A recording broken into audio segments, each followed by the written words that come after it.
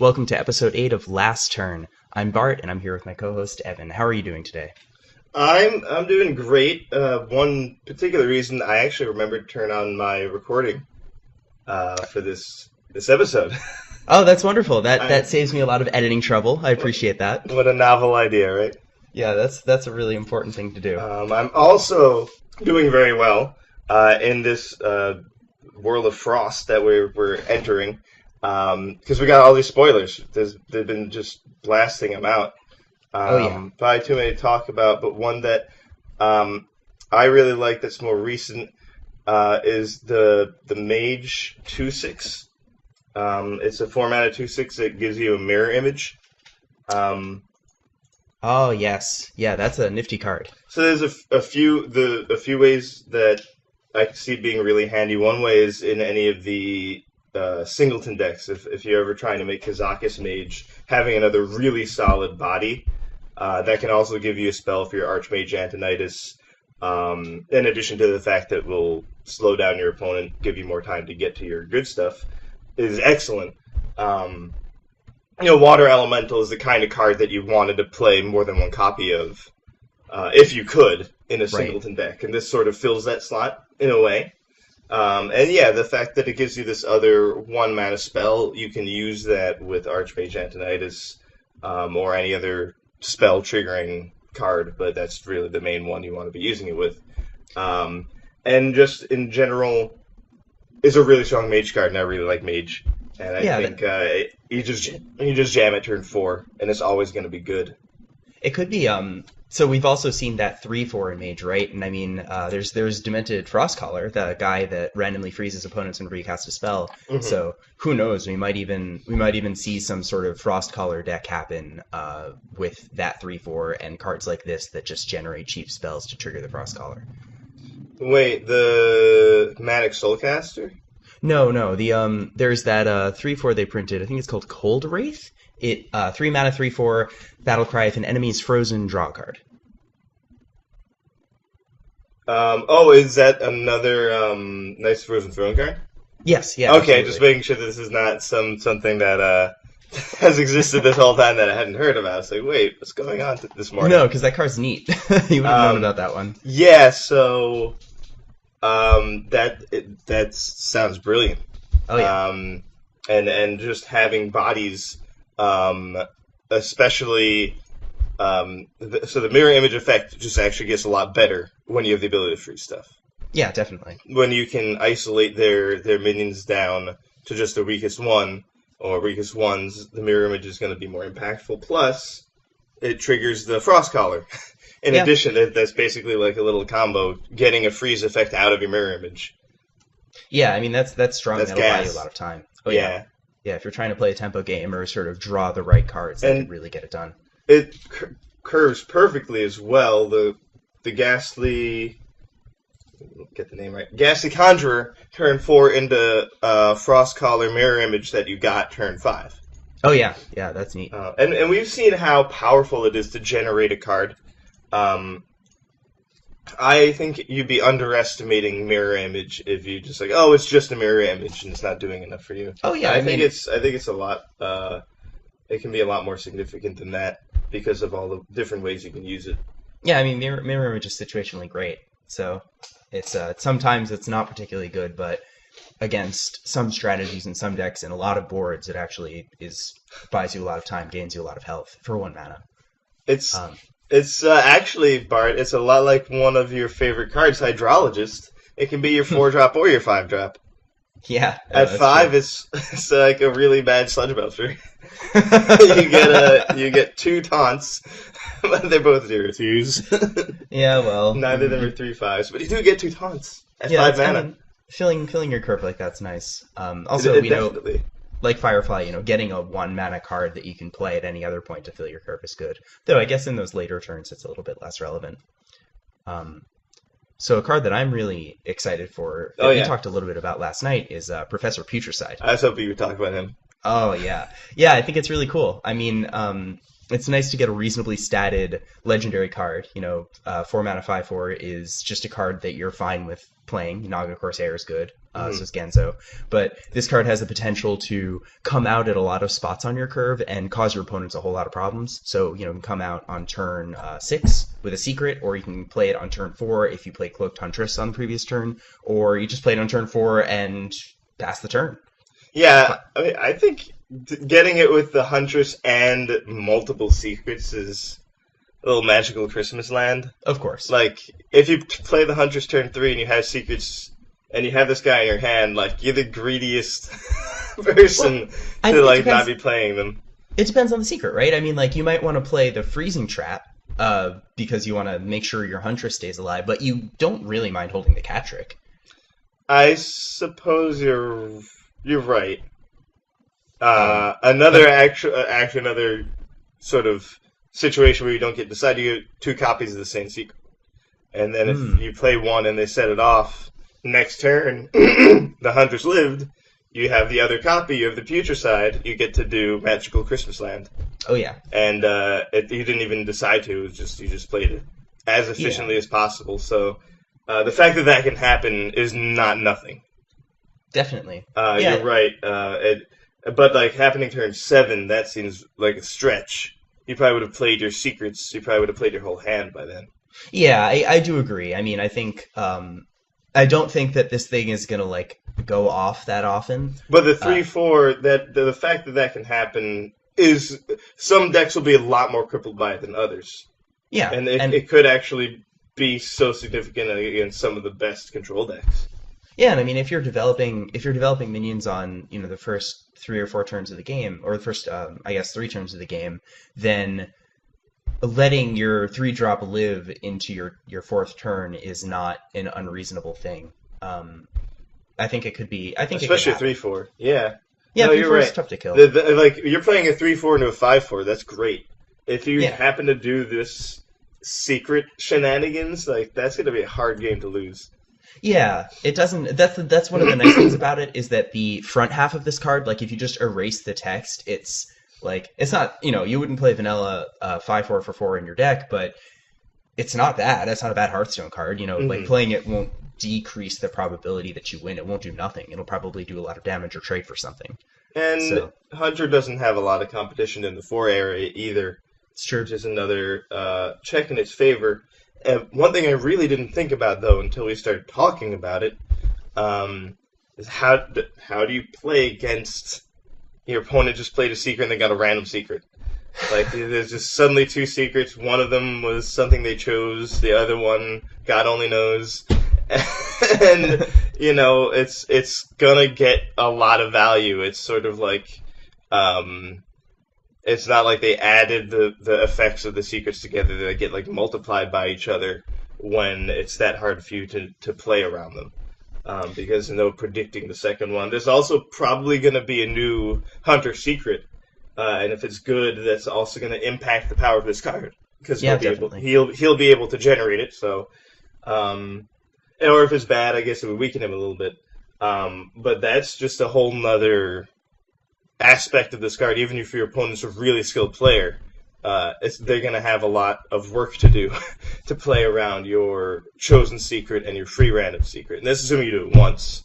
Yeah. Like you said, there's potential to do it twice, but you can do the Huntress turn 3, him turn 4, or him turn 4 and he lives without the Huntress, or turn 6 is like the guarantee, which isn't that much of a stretch. No, that's unreasonable. And I mean, on turn 6, playing a 5/4 is a fine play, especially if you're backing it up with like a Freezing Trap or something like that. So yeah, I think it's a cool card. I think it has potential. I mean, it of course depends on the archetype. If the Secret Hunter archetype is like a viable deck in the metagame, then I think that this kind of card will see play. If not, then maybe not. Yeah, it'll certainly depend on Hunter getting some other goodies. Yeah, but I think if you're building a Secret Hunter deck, you would certainly play this card. It's just the upside is so high and the downside is pretty low. Yeah, it can be such a blowout. It's like it's a Hunter's 3rd Vicious Fledgling. It's good.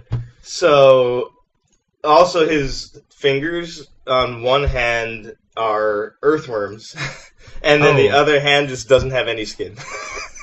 Oh boy. Oh yeah, I didn't see that until now. That's horrible. I've just been looking at this guy like, wow, he's drank a lot of those. That's not his first one. No, he's been going. Yeah, I can't wait to read his flavor text. Yeah, and his voice stuff will probably be fun as well. Oh yeah. That's I had mentioned that to you previously. That's the thing that I'm looking forward to. I'm looking forward to that a lot. Not the most, but definitely a lot. So yeah, this is more stuff, but we'll talk more about it more in the future. Yeah, we're planning on doing a set review for Knights of the Frozen Throne. So once we get all of the cards, you can hear us yammer on for quite a while about each of them. Every single one. Gotta catch them all. Oh yeah, Hearthstone.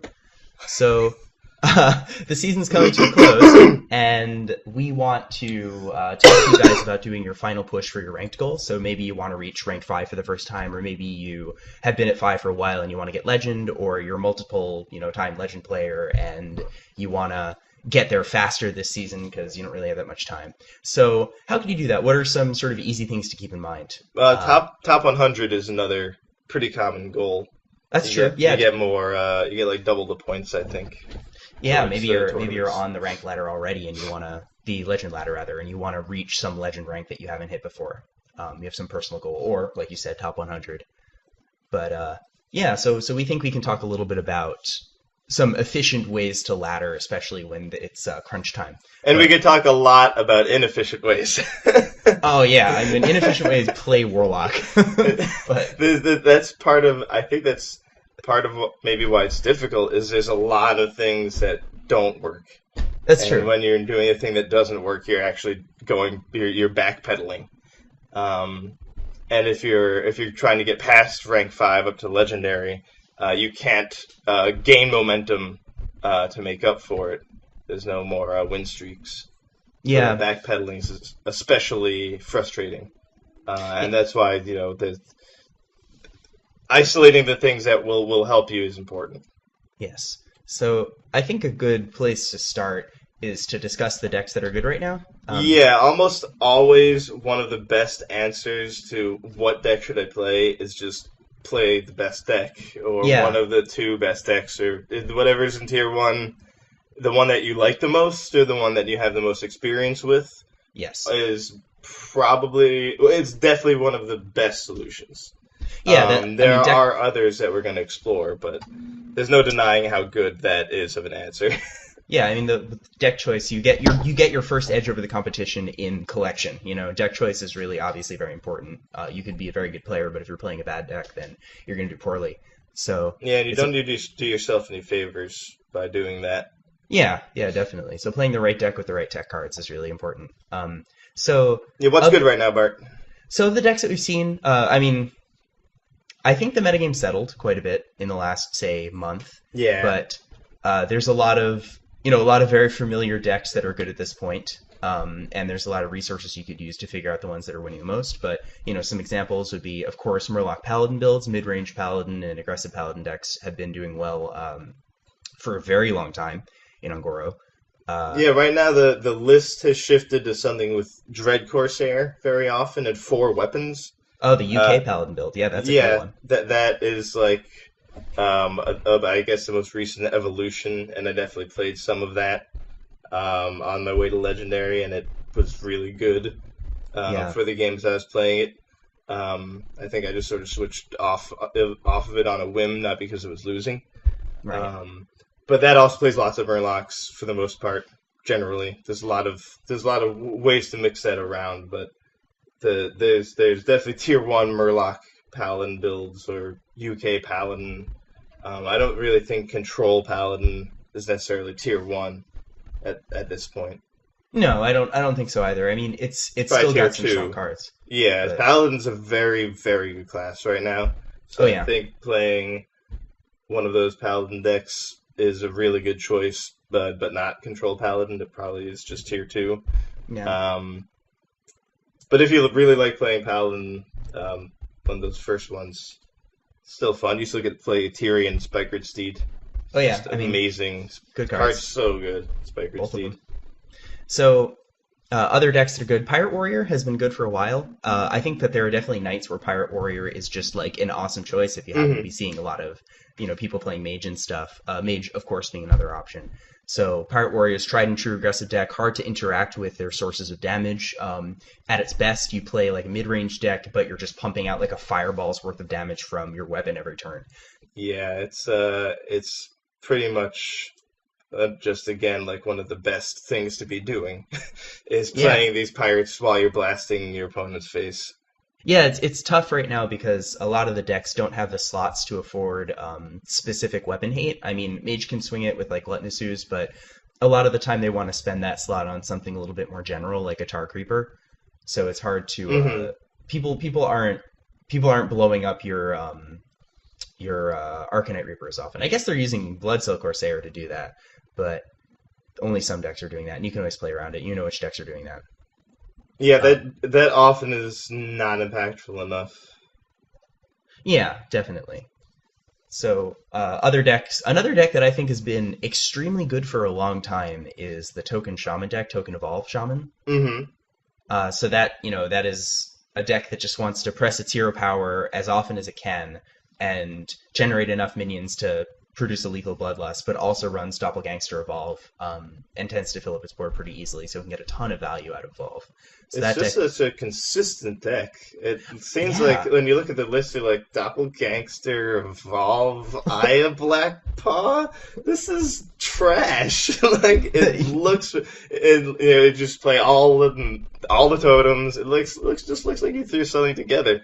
But it works really, really well. It has so much pressure early game, which is really important right now. And you can kill your Token Druid opponent's minions sometimes, or kill your opponent's pirates. J-Claws is outstanding.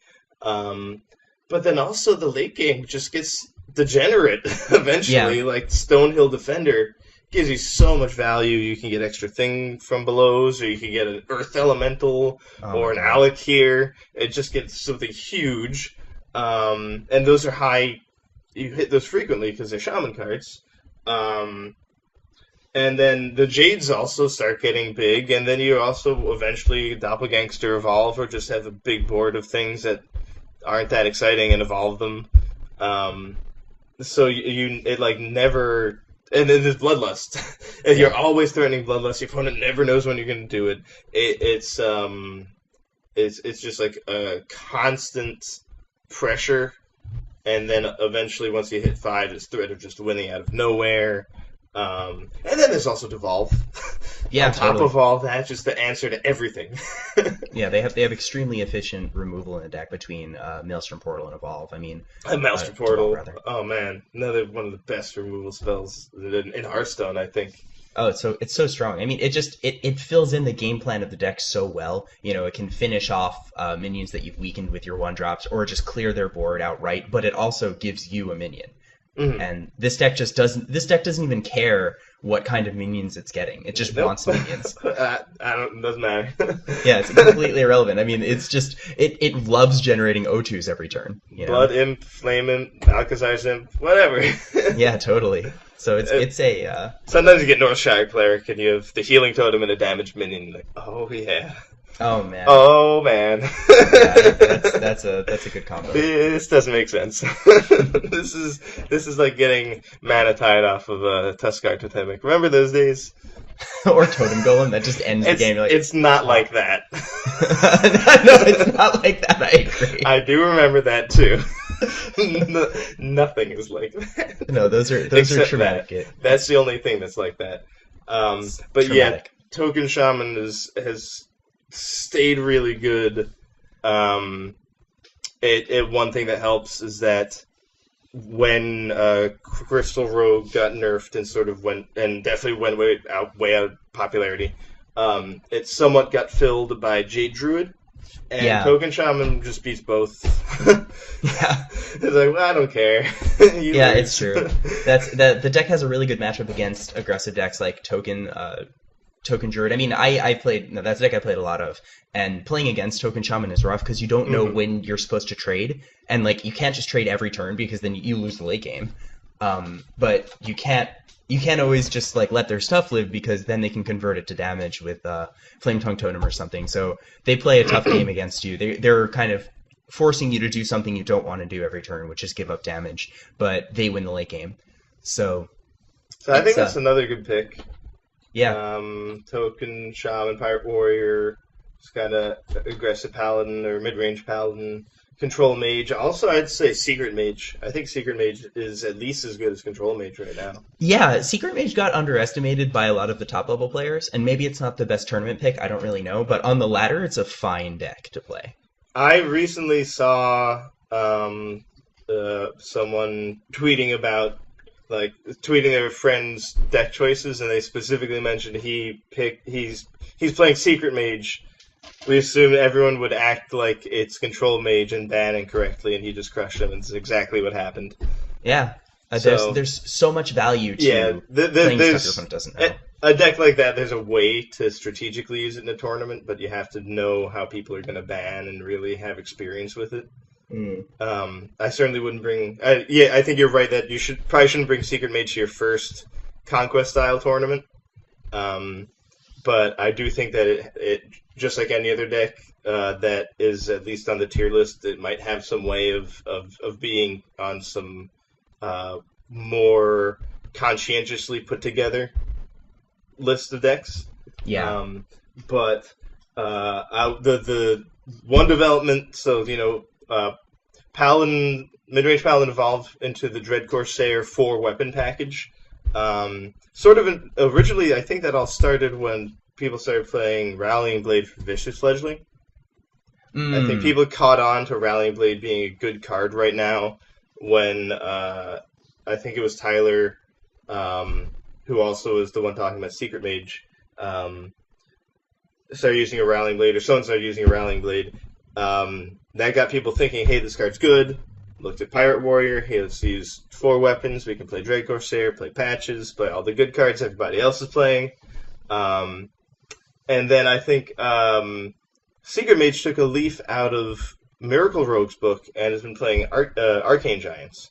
Yeah, absolutely. I've seen the Giant pretty build. Strong. I like it. I think it's nice because it shores up one of the deck's weaknesses, which is it does have to spend a lot of time playing cards that aren't minions, so the games can go a bit longer, but ultimately its end game is like Firelens Portal. So it just didn't have a strong late game play, but now it has one. I mean, Arcane Giants are just hard for any deck to interact with, and this deck plays a ton of spells. So yeah, and often you're given opportunities to do Primordial Glyph and a Glyph, or basically cycle through a spell into several more spells, and you have Sorcerer's Apprentices. Yeah, it just gives you an opportunity to get more value out of cards that are already in your deck, and that kind of card is great. Something that allows you to just make the cards already in your deck better is awesome. Yeah, for sure. Yeah, so I think we both had some success getting to Legend with Token Druid this season. So that's another deck. Forgot to mention that somehow, but that's definitely there. I'd say Jade Druid is probably also tier 1. Yeah, I think, I'm not sure in terms of win rate. I don't know which one is, I think Token Druid has higher win rate, but I don't know if Jade Druid is better. But I also think, it's close enough right now. I think all of the good decks are so close to each other in terms of win rate that it really just comes down to what you like playing and what you have the most experience with. Yeah, if you much prefer Jade Druid, you really are probably better off playing that than Token Druid. It's not like Token Druid is better and you should just play Token Druid. I don't think it's like that now. The decks has settled so much, like you said at the very beginning, and evolved to points that are a lot more equal in power level than months ago. Yeah. One big differentiator between those two decks is that one is faster than the other. The Token Druid build wins and loses much faster than Jade Druid does, and I think that there's a lot of merit to that, especially when you have, at this point there's limited hours until the season changes. So being able to, and when you're going rank 5 to Legend, even if you're one of the best players in the world, you're probably still just swinging a 60% win rate, and that would be awesome. That would be amazing. That'd be amazing. So it is just a numbers game. I mean, if you think about the number of times you need to win a 60% gamble before you win enough times to get Legend, it's a lot. So it really just comes down to putting in the reps and playing the games, and there's no way around it. Some people will tell you about extreme cases, and if you go on message boards and read, you're more likely to encounter those extreme cases of people playing relatively few games to get to Legend from rank 5. Mm-hmm. But ultimately, you should be expecting to play a ton of them, and the best way to do that is to play a fast, proactive deck. Yeah, if it's just a matter of how many games you can get in, having the game length be shorter is better. Definitely. That's another reason. The bottom line, pretty much. That's another reason I really like Token Druid is that it feels like an aggro deck that's tech to beat aggro decks. So that's kind of always how I've crabs, seen it. The lineup of crabs. Yeah, I mean, the crabs do it, but also your primary game plan, your ideal first 2 turns of just going wide with 2/3s, a lot of aggro decks just can't interact with that. That's just so strong. And that blanks them because you delete their first 3 or 4 turns. They spend that time dealing with this board you created, but you still have backup plans with broken 5 mana spells. Yeah, if you're playing against a priest, maybe they're trying to get Northshire clerics or something out, that's just hopeless. They basically have to give up any attempt, or mage hoping to get some damage in with their arcanologist, just doesn't happen against your good hands. Yeah, it's tough. So I think that deck is really strong. That deck is really good against aggro decks. It's a fast deck that beats fast decks. I recommend that one. I've also had a lot of success with Pirate Warrior, so these fast decks are the way to go. But bear in mind that a lot of other people are probably also thinking like that. So decks that are tech to beat those kinds of decks will also do well, even if they're a bit slower. You just there's 2 ways to increase your chance of getting a legend, right? You just increase the number of games you play, or you increase your win rate, or both, ideally. So they're both valid approaches. Be aware of that. Yeah, I think that for the most part, all the decks you mentioned actually can and will win pretty quickly. Yeah. I think Token Shaman probably has the most potential, not Token Shaman, Token Druid, the most potential to have the fastest, because you can have turn 1s and turn 2s that your opponent will just scoop to. Yeah, totally. And that's the fastest possible game. But all of them will win pretty fast, except Jade Druid. I would say that's the only one that I would really wag my finger at for being not winning very quickly. All the other ones, even Control Mage, you might derp around for the first few minutes, but when you close the game out, it is quite fast. Oh yeah, you're doing it in a couple turns. I don't think Control Mage is as bad of an offender as Jade Druid. I think Jade Druid is more like Taunt Warrior. Yeah. Taunt Warrior is actually good against a bunch of the things that are on the list. Yeah, totally. I was playing some Taunt Warrior yesterday, and it was good, but it was slow. Yeah. And the amount of time left is real. Yeah, it's a very big factor. So just increasing the number of games you can play in one night is a really big deal for trying to get to your desired rank. But another thing is, if you're playing a lot of Hearthstone, and maybe you've done that before. I know I've done that before. Oh yeah. You could have, if you start losing a lot in a row or feeling like you're getting unlucky, you can get very frustrated, and if you're getting tilted and unhappy, you might want to just take a break. Yeah. It doesn't mean you have to give up necessarily, but that kind of when your attitude gets affected like that and your emotions get affected like that, it will affect your thinking and your playing, and probably not in a good way. And so once again, you don't do yourself any favors by grinning and bearing it and being unhappy. It's probably worth, taking a walk or playing, Call of Duty and slicing people's throats or whatever makes you feel better. In game, not in real life. Right. I mentioned Call of Duty. That's true, you did. You also mentioned taking a walk. So. That's true. just trying to cover my bases here. That's very true. I don't want to get any legal trouble. No, someone's just gonna like take the soundbite and clip that out, the Call of Duty part. So just take a walk. I'm not going to do the work for them. That's forward thinking of you. I think that's a really good point, though. I mean, tilt is real in this kind of game, and it's pretty easy if you're just cognizant and sort of self-aware. It's pretty easy to recognize when it's happening, but this game, like, especially when you're laddering in particular, you have the luxury of stopping. You know, like if you're playing another card game, maybe you play Magic, and you know maybe you go to a local game store and you're playing in like a 4 or 5 round tournament, and if you notice yourself like mulliganing bad in your second game and you feel like really frustrated, like you don't even want to play the game, you know that the tilt is setting in, but you also have 3 more rounds to play. So in Hearthstone, you just don't have that. If you're on the ladder, I mean, if you're in a tournament, you do, but if you're on the ladder and you mulligan bad and you just think like, I want to just concede immediately, don't concede immediately. First of all, play the game out, but definitely recognize that like you're starting to tilt, your attitude's starting to get affected. That will not help your play. It will not help you play better. You know, just go take a break, play a different game. I oftentimes,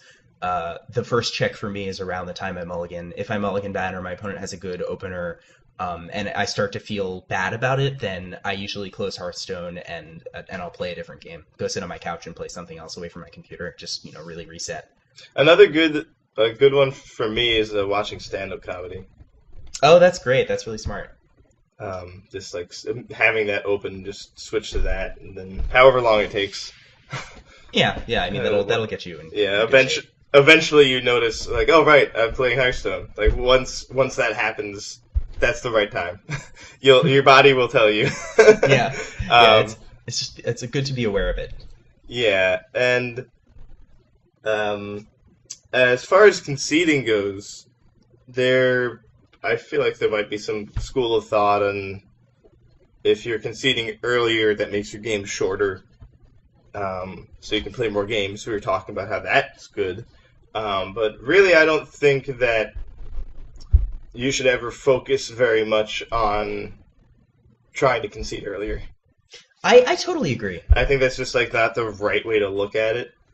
I think that if you know you're dead, like you're 1 life, you don't have an ice block, and they have huge board, you have nothing, and they definitely have the game won, just passing your turn instead of conceding, that probably isn't sufficient. They might just start BMing you their whole turn, and that's definitely not helping you. So in that situation, I think you should concede if it's absolutely positively guaranteed you're going to die. You don't even have a deck left. Like there's no way for you to do anything. You should probably concede that game. That said, if you are facing lethal, but it isn't your 1 life and they have 30 damage, but something like they have 15 damage and you have 15 life, you should consider passing your turn. You probably should play that out and let that's another thing. You can let your opponent make a mistake, and so that's a big reason not to be looking to concede earlier. I think that's the main reason you don't want to try and strategically be conceding earlier to shorten your games, because you'll miss times your opponent actually would have just completely thrown the game. Yeah, I think you said a lot of really good stuff there. Definitely, we've all had that thought of like, well, if I concede now, I can just move on to the next one, and like that is absolutely true. But in the scheme of things, you need to think of yourself. You need to think of how much time you're really saving and how many more additional games that's going to give you. So it's really important to make sure that you're not going too early. Like the check that I do, I have a very explicit check for conceding.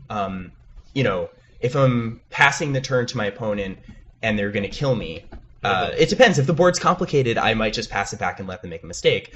And if I think I'm dead, I'll pass it back and then AFK and get some water. And that way, you know, I don't even have to look at them BMing me. Well, I squelch them. But yeah, squelching helps. Squelching's great. But another thing I'll do is if I'm not dead that turn, I will ask myself, like, is there any card in the deck that I can draw that I'm not dead in 2 turns? And I try to think about that. Usually, if you know your deck pretty well, it's kind of a quick thought. And if you draw the card, great, you play it. If you don't, then you just concede the game because you know you're going to get knocked down in 2 turns, and like even if you develop some minions, they're going to attack past them and kill you. Yeah, or you have like an arcane intellect or a novice engineer or some, a wild growth. You can and then that's what you draw. You can continue spinning, to see if you do get out of the mud. Yeah, definitely. But if they obviously completely are going to kill you, then that's usually good time to concede, and no sooner. Yeah, definitely. But all the adjectives I use, adverbs I use, obviously, are important. You should only be conceding if it's obvious you lost. If there's any doubt. And then so you need to, this is sort of about a perspective thing. Maybe you're really good and it's obvious to you you're dead, but you got to remember they might be awful and just getting lucky. Or they could have tilted themselves, they could have gotten distracted, just overlooked something. Maybe they have a card in their hand they wanted to play the whole game, and they actually just play that without even thinking about it, and it prevents them from winning somehow. Oh, there's yeah, all like sorts or something. there's all sorts of situations like that. And giving them the opportunity to do that. If you're 10 minutes into the game, it's a lot more efficient to give them the extra 30 seconds to maybe screw up than just saving yourself 30 seconds by conceding. Like you said, how many games does that really give you? Yeah, over the course of the night. 5% of a game or 10% of the game if you're playing pretty fast decks. Yeah.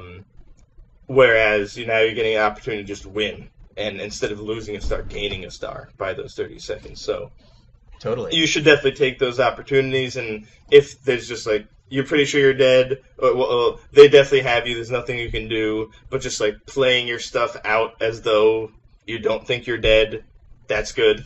Sometimes that's convincing. Playing as though you're not dead can also help. Don't just pass your turn. You can also throw some of your hand on the board. Play like you're gonna win.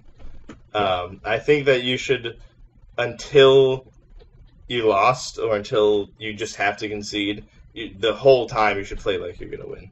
Yeah, I think there's a lot of equity in that. I mean, it's a little bit more. I think you can get more equity like that playing a face-to-face card game where your opponent can look at your face and hear your voice. Mm-hmm. But even in this kind of card game, there's still hidden information. You could set a secret, or you could make a play of some kind that hides some of your information. So it's good to it is good to play like you're going to win up until you lose. But setting the secret's a good example. You have a spellbender, but maybe they assume it's the ice block and don't kill you and kill your minions.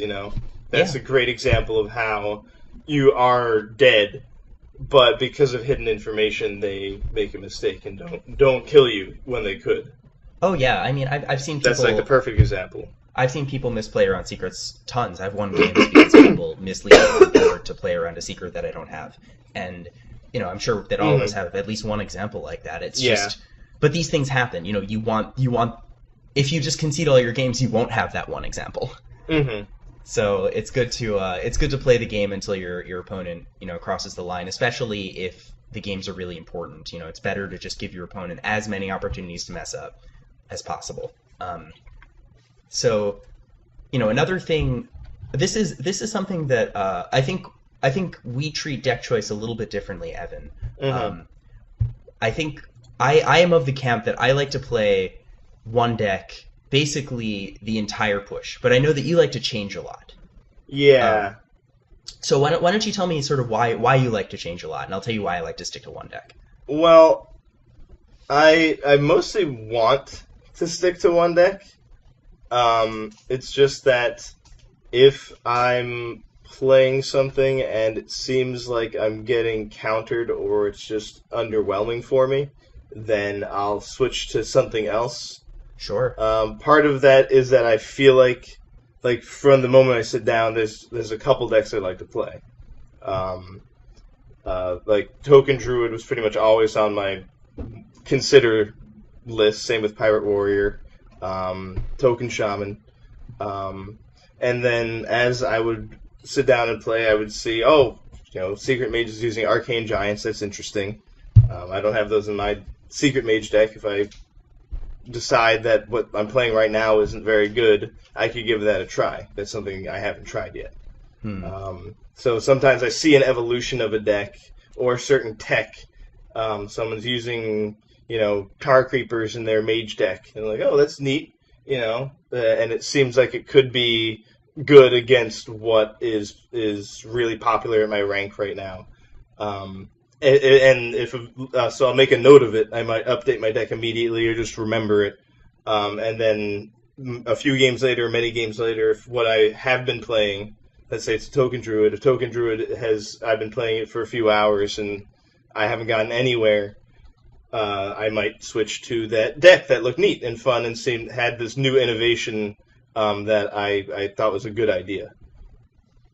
Yeah, I mean, all that sounds great, and it sounds like also a good way to sort of keep you from getting frustrated. It can be really especially frustrating if you're losing a lot of games in the same way. Yeah, I think if I played the exact same deck for too many hours, unless it was a deck I really loved, then it would start to get annoying.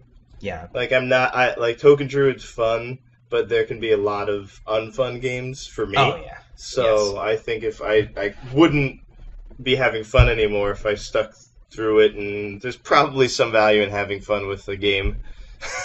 I imagine, Yeah, just maybe. I mean, definitely in terms of not getting tilted, yes, but also having fun is probably why we're playing Hearthstone to begin with. So we can shoot that one. You can ignore that one. We actually could. You were able to find a practical use for it, and you're right. If you're having fun, you don't tilt as much, and I think that is another reason I do it. It helps me not get fuming about this thing that keeps happening or this way I keep losing.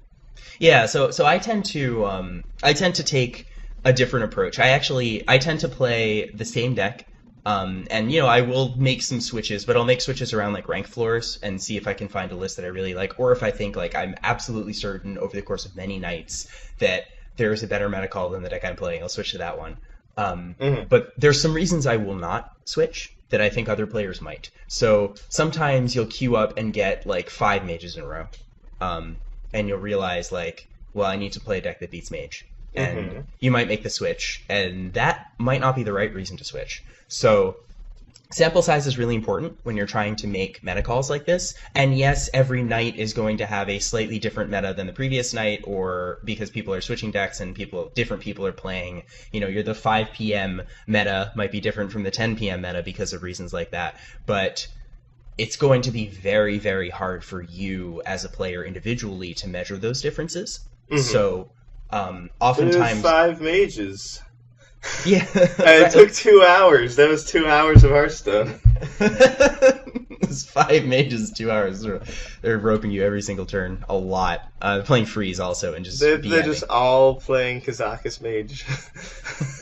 Oh boy, yeah. I mean, if these are Reno mages, it's conceivable if you're just doing the ditto over and over. But on the standard ladder where there's a lot of players, these sorts of anomalies where you face the same class 5 times in a row, that's a statistical inevitability. Even if the probability of any given deck is relatively low, I think the overall representation of Control Mage is something like 5% of your matches, then that the probability of you running into 5 of any one deck in a row is actually quite high. So it's any individual deck probability is vanishingly small, but any deck, then your probability increases quite a lot. Right. So it's important to not overweight those anomalous events. And humans are bad at reasoning about probabilities. That is just a truth. There's tons of literature about it. If you want to go, we could go into that at some other episode. It's an important point, though, and I think it's an easy mistake to make, and it's definitely something I used to do more, and I still will feel, after you just play against 5 Murloc Paladins, and you're maybe my Mage deck should have Hungry Crab, and they're wait, no, stop, stop. Right, it's just, it's just a ghost. Yeah, it's just a spook. It's not real. It's definitely. I mean. There's you could definitely end up losing a lot of equity if you switch to a deck that's overall worse or that you're worse with. So the approach that I take is if I start to lose to a lot of decks. Maybe I'm encountering the same deck in a row and I'm losing a bunch. First I do a sanity check, like, am I tilting? So that's because that's frustrating. That's really frustrating. And like a lot of the times if I'm losing a lot, I just chalk it up to either I'm playing bad tonight or I'm tilted. So I'm going to take a break and go do something else and I'll return later. Maybe if the meta was actually different, the amount of time that I allow to elapse will cause the meta to change, and then I don't have to worry about the problem. Maybe I was actually tilted. Maybe I was playing bad because I wasn't totally there. Then, going and doing something else might help me get out of that rut also. Another policy I have is if I'm not playing one deck, I'll play two. So if one is not doing well, I'll switch to the other one. Yeah, that's probably a really good method. I think lately I've been just going through Pirate Warrior, Token Druid, Token Shaman.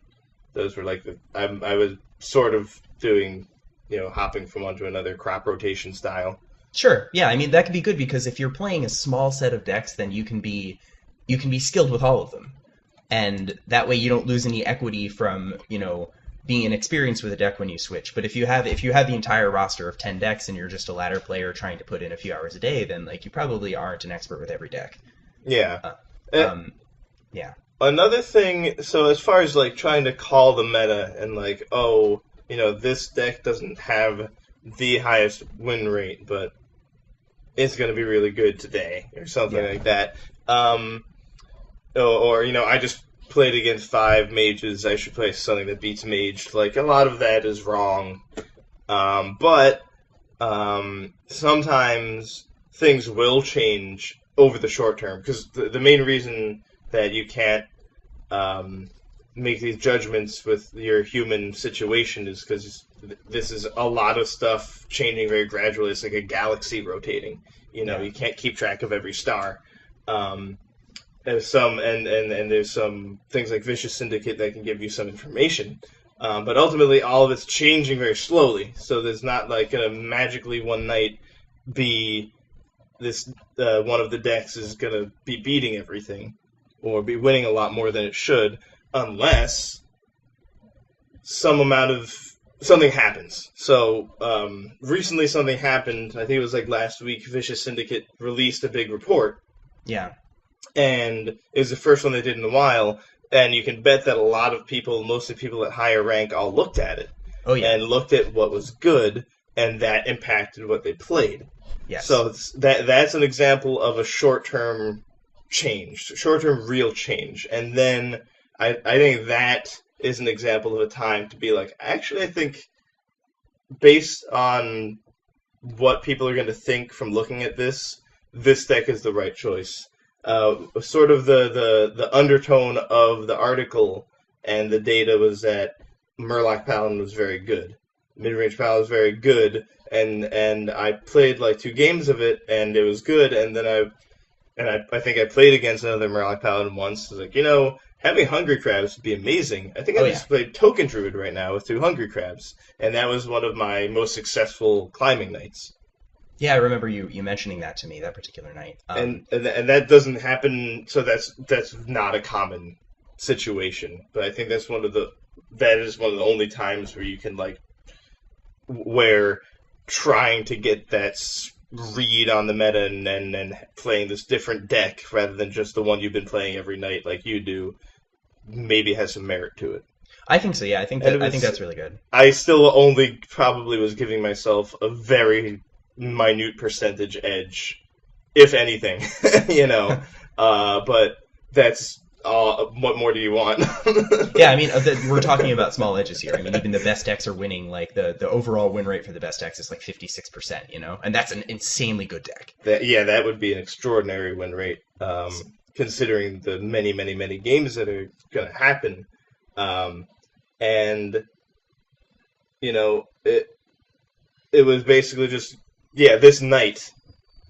People are going to be playing more of Murlocs, so this night, this deck has a little bit more of an edge. But, that it was still only a small change. Yeah, definitely. And there was always a chance to just play against mages all night anyway. It's true, yeah. I mean, I could play Token Warrior against Taunt Warrior every single game with my Token Druid that night. That was a possible outcome.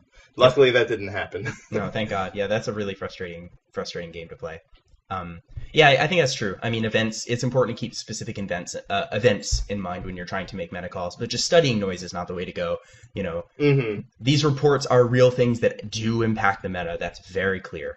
But, the night to night changes, or like the daily reports they do on VS or other sites, those might not, those are probably more apt to just sort of variations, but stationary means, or maybe that's the way you should think about it, that the means are stationary, but you're observing variance. I tend to, when I try to gut check myself and just require a lot of evidence before I conclude that something is having an effect, or it's a policy I take with me kind of everywhere, and I think it saves me from worrying about a lot of stuff. And I try to take into Hearthstone also, and just chalk as many things up to bad play or my mistakes or bad luck as I can. Yeah, bad luck is my main culprit because I don't play wrong, so it couldn't be that. No, it couldn't be that. Yeah, I mean, that's another story you could talk about at some point. That's always it's good to focus on the bad plays and not the bad luck. But I do think that we should move on to our second topic for the sake of time here. Oh yeah, it's sort of related because I was actually about to say, generally, or the reason that looking at the daily or hourly information isn't really that meaningful, or it's not gonna be that much more telling than just looking at the weekly reports or the bi-weekly reports. Because when a player's given the choice at a high rank between, maybe for most ranks, but definitely at a higher rank, between playing a deck that's like established and on this list of established decks, or making something completely new, they'll probably stick with something that already exists. And so as a result, things are not going to change quickly. Things are going to change really slowly. Yeah, there's not going to, every day there's not going to be a new deck that's really good, or a deck is going to completely change its face or anything like that over the course of a day. That really is not the reality. And that's because people will just tend to play those decks that already exist. Yes. And like that's how we started this discussion. Almost always, or very often, that's the best choice, is to just be playing one of those best decks that is already established. But another option is to brew your own deck. Yeah, make a new one. What a novel concept, making your own deck. Yeah, I know, right? that's insane. Who would even do that? I don't know anybody. So brewing's really an art, and it's tough. If you've ever tried in the beginning of a season to sit down and make a deck, it's usually a frustrating and failure-filled experience. Yeah, it tends to be. Yeah, you tend to not have a lot of success, and you tend to lose a lot of games. I mean, maybe during early season, one thing I did this season was to play Warlock. I wanted to see if I could make it work. I couldn't. Is the wow. That's how surprising is that, right? Your soul shall suffer. Soul shall suffer. Soul did suffer, but I tried, and I really tried to put together a deck that could do something, and that was a challenging experience. Did you ever use Zubat? I did not. No, I wasn't playing Zubat. I went pretty deep trying to figure out Warlock once, and that's where I wound up. And that's when I realized I had to stop, and it was not happening. that was my like, wow, we're hanging out with Zubat now. This is a failed experiment. we gotta call it. We gotta call it. I've been like doing the clear thing for hours on a corpse. Zubat was the evidence, like, okay, we gotta go home, dude. No, I tried to make a Kazakhist build. It was fun, but it was just like too inconsistent, and Warlock has a lot of problems as a class right now, especially those kinds of decks, which a lot of your best cards require you to lose so much health, and your hero power does too, so that gives you almost no game against fast decks. You just like help them out by doing nothing and taking damage. Yeah, the fact that it's both is definitely really why it's a problem. If it was just the cards or just the hero power, it wouldn't be so brutal. Yeah, that was why Reno Lock worked, is because you would tap and lose health and draw cards into your Reno, which would give you your health back. So that worked really well. Now they just have cards to deal more damage to. Yeah, it's rough. But you know, some of the advantages of brewing, probably one of the biggest advantages is that your opponent they'll always mulligan wrong because they don't know what's in your deck. And they probably won't play around your stuff because they don't know what's in your deck. So you're really leveraging the information that you have that they don't have. I mean, how many games of Hearthstone come down to you know, how many times you make this sort of decision, like, oh, I shouldn't play this because they might have this and they're already incentivized to use it. Like, I shouldn't That's like every game. It's every single game. It's like, do I innervate? I'm on the play. Do I innervate out my fledgling against this mage? How many cards did they keep in their hand? They kept 3. I'm going to hold it. It's just, these are, you know, you're playing around Frostbolt. So this kind of thinking is like, you should be thinking about this kind of stuff basically every single turn. What they possibly have in their hand because of the class they're playing, which implies the deck that they're playing, and I know if it's Shaman, it's Token Shaman. Yeah, I mean that's almost step 1 in all of your games is determining what deck they're playing. Like, did they play Wild Growth or did they play Firefly? You know? And then so they're getting them wrong is really good for you. It can get you all sorts of value. Oh yeah, I mean that happens that happens at mulliganing, and that happens even after that throughout the game. Presenting as a different deck is something really valuable. So brewing is one way to do that. If you make your own deck list, nobody knows it but you. So you're getting a lot of equity out of that. And that's something that I think gives you less value at lower ranks and more value at higher ranks because people are less familiar with the decks at lower ranks, so you don't have anything to trick them on. They don't think that your deck is this because they don't know what Token Druid is. But as you go into higher ranks, which is when it's supposed to get harder, this is actually something that's going to give you more leverage. Is they'll have more assumptions about what you're playing. And then you can use that against them. Yeah, I mean that's nice. It's hard to find things that have that property where they get better as the players get better. Mm-hmm. Very nice. But this is like an inherently sort of next leveling type approach. But so what are we doing? Where do we start? That's always the question. You know, you're looking at your empty deck list. Maybe you pick your favorite class, or maybe you just have some cards you like and you want to play them. What do you do? So that's really the question. Are you finding the ideal class for a particular strategy? Yeah, well, let's start there because before we're looking at the deck list, we got to pick a class. Well, not necessarily. Okay, fair enough. So I think that's the point I was going to make. Maybe, and this is sort of maybe you start with a set of cards that you really like, maybe Jades or Finja, and you're asking yourself then, you know, what class supports these the best? Alternatively, you really want to play a particular class, and you know, because they have some cards that you like or whatever, and then you have to ask yourself what cards go into this class. Yes, the two different ways to start. I think those are the two ways to start. I think ultimately that is how I've always done it. Every time I've made a deck, it would just be one of those or the other. Yeah. And I think more lately, I've been trying to try to be more conscious of the first way when there's a chunk of cards, when there's a package of cards like the Finja package that's really strong, trying to copy and paste it into a different place entirely. So like the Jade package in Jade Druid, copying and pasting it into Rogue in some way is an example of a way to brew a deck. You know, taking something that's really powerful and really effective and trying it someplace else. The thing is, you have to have a reason. So that's the next thing to look at. Like, why is this going to be good in here?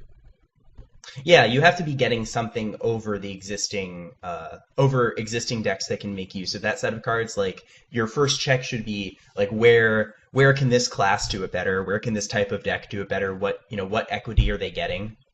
Because if you can't answer that question positively, then like, you're making your deck just to prove something to yourself, and that's a fine reason if you're trying to have fun, but that's not a fine reason if you're trying to beat people. Yeah, so that's really the inherent problem with my examples. Like, why put the Jade package in Rogue? Like, what is the benefit of that? How does that meet your plan? What's your plan, and how does that go with your plan? Right. And I think ultimately, when you're doing the Jade package in Rogue, maybe there are ways to do it, but for the most part, at least my executions of it failed because they're making this really critical mistake that I know I've made a bunch of times, and it's when you basically make a deck that's trying to do two things. It's got two plans, and they go opposite directions, and that's a really bad deck. That's like, it can win some games when you get the right half of your deck, but ultimately, it's just not as good as having a focused deck. That's what Token Druid is. That's what these Tier 1 decks are. These Tier 1 decks are decks that have plans that have excellent cards for executing the plans and do them really, really well. Like Token Shaman is just this machine with all the perfect pieces for doing what it's trying to do. And if you take a chunk of that out and arbitrarily put it in a different class, that doesn't mean that you're going to get a good deck.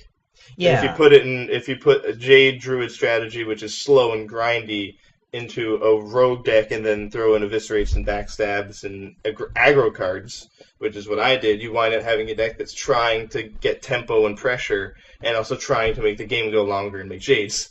And that's just really bad. You're going to lose to the slower decks that do Jades better. You're going to lose to Jade Druid, and you're going to lose to the aggressive decks that are aggressive better. You're going to lose to Token Druid. Right. So you wind up just making a deck that's worse than both, rather than one. You're better off making one that's at least better than one of them. Yeah, that's really a good goal. I think that's a really good point. So, definitely trying to be one-minded with your plan is important, and like you can have a lot of different packages of cards together in your deck that are distinct and sort of modular, but they could work together. And I actually think that of the tier 1 decks, a lot of them really just have one package of cards like Secret Mage or Murloc Paladin or Token Druid, but the one that has more what looks like distinct modules of cards is Token Shaman, but when you examine it even more, it has Doppelgangster Ball, it has the Jade package, it has Totem Synergy, but with a Thing from Below's and like Stonehill Defenders and stuff.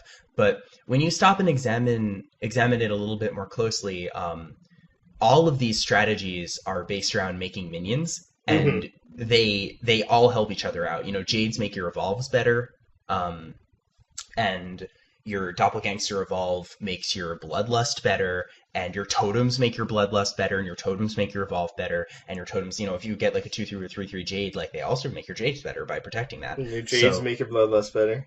Yeah, it's just all of these distinct packages of cards work together because they're actually like doing the same thing. They just synergize with each other a little bit better, but they synergize sort of within the package, a little bit better than outside of the package, but they do synergize sufficiently outside of the package of cards. Yeah, it's like genes. There are overlaps in functions, and a lot of it, basically all of it works with Bloodlust, all of it works with Evolve. Certainly, Doppelgangster is the best thing with Evolve, but there are plenty of games where I just like turn 3 and I have all these minions for some reason. I'm just gonna Evolve. Yeah, I've totally lost a lot of games to just like 2/2s that come out of that 2/1s and 2/2s, and like that's valid. That happens. It's making sure that your cards are working together and that your plan is cohesive and sort of it is a single plan is a really good idea. The most streamlined of decks are doing one thing and doing it well. And that's what you need to be doing. I think that's what you need to be doing if you're going to brew a deck. Yeah, I think that there are some exceptions to this, singleton decks notably, but I ultimately think that the plans of those decks are they're more general, but they still have one plan of making the game go longer and then outvaluing you in the late game. And they might have a lot of different ways of doing that within the deck, but they're all the cards in the deck are designed to go late and then win late, Yeah, it's still it's still the same. It's still all one focused plan. Yes. Yeah, so it's important, that abstraction can be really helpful. And I guess related to that is, let's say you've identified a class and you've identified a package of cards that you really like. Where do you go next? How do you fill out the rest of the deck. Maybe the class has some staple cards that you want to run.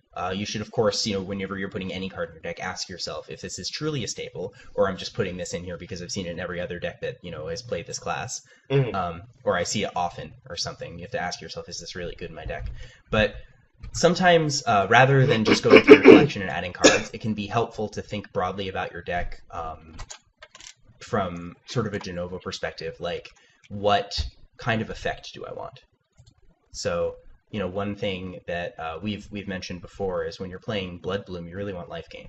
And that just doesn't exist right now. Sadly. But, yeah, so unfortunately, but, that's the kind of realization you could have about a deck and why it's not functional that would result from this type of thought where you're like, man, I am just losing so much life incidentally. I need a way to get it back. I need like Antique Healbot or Reno Jackson. And, it's a sad realization when you just don't have access to one of those You need cards. to play Wild, basically. Yeah, you need to switch formats.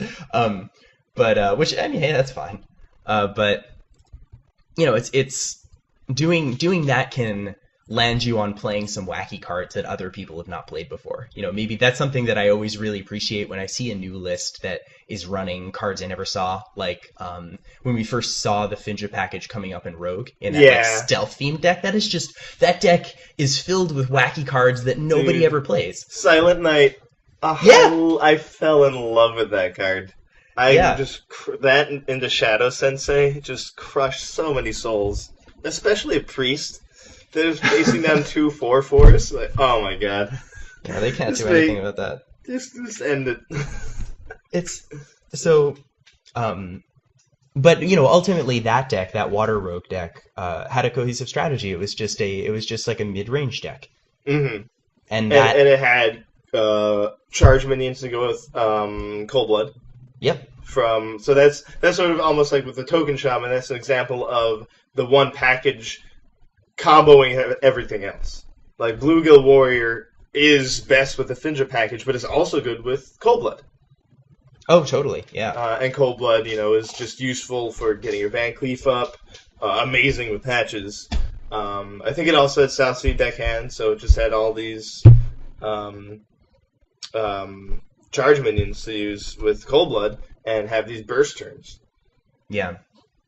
Yeah, it's so that is another deck that just had a lot of distinct packages of cards, Pirates, Stealth package, and Water package, but they all ultimately they did that thing that you said. They all of these contribute to your burst turns, and they all also just develop minions that help you get your opponent within range of your burst turns. Mm-hmm. So there's definitely like a Murloc package right now. Like you could consider the Finja package. You can look at Rockpool Hunter as well as one, or the one drives a Cold Light Seer. The one drop? Isn't it like Tide Caller? Oh yeah, Murloc, Tide Caller, yeah. So those like 9 cards maybe. They're really good in Paladin. Would they be good someplace else? That's like an example of applying this. Like, is there a way to use this really effective set of cards someplace else? I think for the most part, like you could find with Primal Fin Totem, it's pretty cool. And Shaman. Yeah, Shaman Quest. And you can play N'Zoth's First Mate with them in Warrior, which is definitely good. N'Zoth's First Mate's awesome. Yeah. But I don't think any of it ever is better than the Paladin deck. And so I think that's another, check but fail. They're like, oh, look at this package. This could be good other places. But really the question is this better than where it originally was? Yeah. Is there a reason to believe this is going to work better in these other places? And the Paladin-specific cards are just the best ones. Hydrologist and Vilefin Inquisitor. You just giving those up, there's not enough of a reason. Yeah, it's true. When you switch to a different class, or even a different deck type, you need to ask yourself what you're losing, and sometimes it can be critical. I mean, Vilefin Inquisitor is just a pretty innocuous card, but it is really, really good. It does a lot of things that you want to do, and it makes a lot of cards like your War Leaders better. But Hydrologist is of course just a valuable card you play in pretty much any standard Paladin deck. It's really strong. Yeah, Inquisitor, like, having that other 1-drop and the 1/3 so good right now. That's just Yeah. like particularly really good right now. Um, Yeah, so even if you decide maybe I want to make a Shaman Quest deck, and I have this neutral Murloc package that is strong, it might not be strong enough to warrant changing. It still could be a fine deck, and it's still, there's any number of reasons to brew, and people will mulligan wrong against you. Well, maybe not. Maybe the mulligan for the token Shaman is enough of a mulligan to beat the Murloc Shaman also. I would imagine it is. Yeah, I bet that you're just mulliganing for early interaction, and that's going to do fine against that kind of deck too. So that's another, I guess, strike against even trying to do that with Shaman, but ultimately it's just not as good as playing it in Paladin. But an example of like success, I think, is putting Dread Corsair and the Rallying Blades and Patches into Murloc Paladin. Yeah, and that was really basically smart. That's basically like a Pirate Warrior package that they put into Paladin, and they're like, well, this is really good. How could it work in another deck? They need to have weapons. Hunter fails. Paladin only has True Silver Champion. Wait! It has there's another one. What's that other one? And then after they remembered what it was called, they're like, oh, this is actually, they tried it, and they're like, well, wow, this is strong. Like, your turn 3 or turn 4 is a huge swing. Yes. Which you pretty much need it to be. You're just going to lose. Things are so fast right now. And you can get punished so quickly, so being able to deal 1 damage and get a taunt minion and also swing with your weapon all in 1 turn wound up being really good. So that's an example of transposing one of these packages, and it works out really great. Yeah, that in that particular instance, it's like a tech choice almost. That makes your early interaction a lot better in that deck. It means that you can win the board against other decks trying to go early because you have more weapons, and you're also playing 0 mana 3/3 taunts. And you get patches, and patches is great. So these are that was a case where it's a little bit more like a tech choice, but I think a lot of the stuff we're talking about brewing also applies to tech choices. When you're putting cards into your deck, you need to ask yourself if it's advancing your game plan. That's basically another facet of brewing. It's just teching your deck. And I think that's ultimately something that you'll always wind up doing. Because even when you play a deck from the internet, you'll still change it at least a little bit, probably, or often you will. Right. And you should always at least think about it, even if you don't do it. I think playing the exact 30 and then seeing how you would want to change it after you've been playing is a great idea. That's another example of brewing, and I think it follows all these same rules. Like, should I add this card into my deck? Well, does it get me more towards my plan, or am I now diverging away from it? Like, should I put Ancient of War in my Token Druid? Probably not. It's taking you the wrong way. I guess Wisp is the right direction, but it's just a bad card, so you shouldn't play Wisp either. But an Ancient of War is certainly a much better card. But if you're going to start amending the deck, it's got to be going more in the right direction. Like, one example I saw was putting Direwolf Alpha in. And I thought that was interesting. A way to get more damage in or have more favorable trades to win against Token Shaman or Pirate Warrior or other Token Druids is getting a bonus value out of your patches. Right. Yeah, I mean that's a card I've seen teched into the deck, and it's like it fills in some of the deck's obvious tech slots, which are mostly occupied by crabs and swipe. So it's good to. That's definitely like an option there, and in some metagames it's going to be good. I mean, if Mage ends up being really popular and like you're not seeing a lot of Paladin or Pirate Warrior, then throwing in those crabs is like not super good. But playing a different beast like Ravasaur Runt or Direwolf Alpha can just really get you far. Yeah, Runt is excellent. Yeah, so these are I still think crabs are just better. But, yeah, for now I'd say crabs are the way to go. Yeah, but I think making those tweaks to established decks follows pretty much all the same rules as brewing. You just don't need to look at it from so far away. You can look more closely. Yeah, instead of trying to fill like 25 or 30 slots, you're trying to fill like 3. And that's an easier problem. I think generally, as far as a starting point of brewing, one thing to focus on would be the fact that a boon is that your opponent doesn't know what you're playing. Yes. So if you're like, oh, I'm going to develop this cool Shaman deck, I know I'll play Murloc Shaman, we just talked about how that isn't giving you that first advantage. Your Murloc deck will probably be mulliganed against and be weak to the exact same play that people are used to doing against a Shaman. And so you lose that benefit. So I think if you're like, all right, I'm actually going to make a new deck from scratch, where do I start? Or one thing to keep in mind would be that advantage. So you sort of do want to go the opposite direction. If you look at Priest, maybe you can make something really fast. Or... that's like I think it was Colento's like Light Warden Priest deck. Yeah, a great example of that. It's like you see a priest, you're gonna mulligan for the game that's gonna go to turn 12. But yeah, like mulligan for your Eye of Blackpaw. Yeah, but this deck is actually just playing like 1s, 2s, and 3s. And it can, if you don't interact with them, they'll suddenly be lethal. Yeah. So going the opposite direction of the norm, there is value to that, which is really fun. That's one of the funnest things, is to break the regularity. Oh yeah. With developing your new deck, and there is very much practical value to it. So I think that's one thing that you definitely want to have on your mind when you're starting to brew your deck. That's a reason to be brewing your deck that you probably don't want to give up. Yeah, definitely. And then also, like, is this idea actually gonna be better than anything? Like, is this gonna be faster than the fastest deck, or more grindy and more slow and more unstoppable than the most grindy, slow, unstoppable deck? If it's not gonna do anything better than anything else, it's probably also a failed idea. Yep. I think maybe failed ideas is a good place for us to wrap up. How do you feel about that? That's a little negative. I think that even if something doesn't work, it is worth remembering, and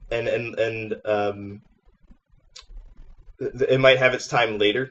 Yes. So, like, trying Token Murloc Shaman might not work now, but at least considering what cards are good for it and why they're good and what's missing, will make you more ready to identify, when the Murlocs come out, Knights of the Frozen Throne, that's actually going to be the time for Murloc Shaman to actually be a deck. Another thing to look at, I think, is history. Yeah. Historically, if you're looking for inspiration, look back at some decks that were really effective. Oh yeah, definitely. Looking at similar decks is a good idea. Maybe it's time for Secret Paladin. Break out those Secret Keepers. Yeah, I mean, there's cards that help it. There's Hydrologist. I think you do raise a good point, though. I think that, like, there kind of aren't there. I guess there are some failed ideas, but most ideas is just not the right time for them, and like maybe it'll never be the right time, but like. Maybe the deck is missing something, like, going back to our Warlock example, you really need life gain. So be on the lookout for a life gain card that's good. Be on the lookout for maybe a life steal card. Yeah, right. I mean, if Warlock got Spirit Lash instead of Priest, then maybe that kind of deck would be good. Maybe get something better. Maybe Warlock gets a 1-mana 1/1 demon battle cry, add a Spirit Lash to your hand. Yeah, sure. Why not? They love printing cards like that. It's fine. Yeah, but if it's a failed idea right now, you're definitely only hurting yourself by spending more time on it. And so being able to identify that this doesn't have what it needs right now, I should try something else, is very valuable for the climb. So yeah, best of luck with your battles for the rest of the month. All our listeners, I'm sure you're gonna crush it, and I'll be legendary. Before the first. Well, if you're listening to us, they definitely will be. If they're not, then you just got to beat all the people who aren't listening to us. That's easy. That's gonna be cake. So they don't know about Professor Putreside's fingers. That's very key intel. Oh my god, the art on that card is brutal. It's actually just like it's mad scientist gone Super Saiyan. It's the Broly. I love it. So there's a lot of places on the internet you can find us. You can find us on Twitter at LastTurnHS. You can also find us on Facebook, facebook.com/LastTurnHS. As always, you can find us on iTunes and SoundCloud. We also have a YouTube page, so you can go check that out. We got, all of our podcasts go up in video form if you prefer to listen to it there. Find us on Google Play. And you can always go to lastturnhs.com. That's something else that exists and links to something. So definitely who knows what you'll get. It's a mystery. It'll link to a random website every day. No, I mean that'll take you to our iTunes page, and soon we're going to have a website up there, which will be great. And that'll be exciting. Oh yeah, you can find a lot of our content there once that comes up. But we'll definitely be talking a lot about Frozen Throne. It's as there's only a few cards revealed, there's really not much actual speculation to be done. Yes. But we'll be doing a full set review for sure, and still at least getting hyped when fun stuff comes out. Yeah, definitely. I mean, we're really excited for the new set, and we can't wait to talk about it. And we want to give you guys our key insights. When we see the entire set, we're going to put a lot of time into thinking about it. You should also do that, but you can listen to us. Maybe that'll help you out. Hopefully. Hopefully. Not steer you the wrong way. Steer you south. Yeah, Which way is Northrend? Is it south? To Northrend. Just go down. Yeah, we'll see you guys next turn. See you next turn.